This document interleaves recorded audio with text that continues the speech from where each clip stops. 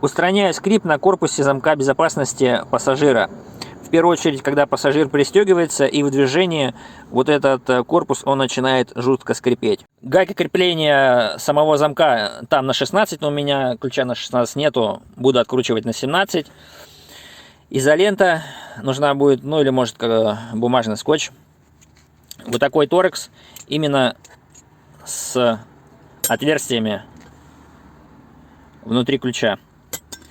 И нож для изоленты. Открутил я здесь вот эти два шурупчика. Крышку просто приподнимаем. Она здесь держится на таком войлоке, на клею.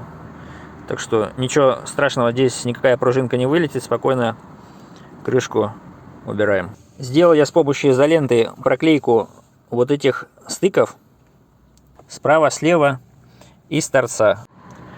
Все дело сделано, вот так это выглядит уже в итоговом виде.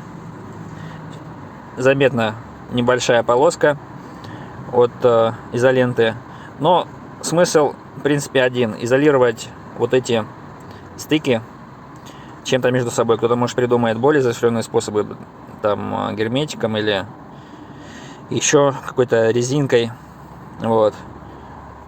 Но я думаю, вот эта полоска мало кого будет смущать. Так что ставим обратно и едем дальше в тишине, насколько это возможно.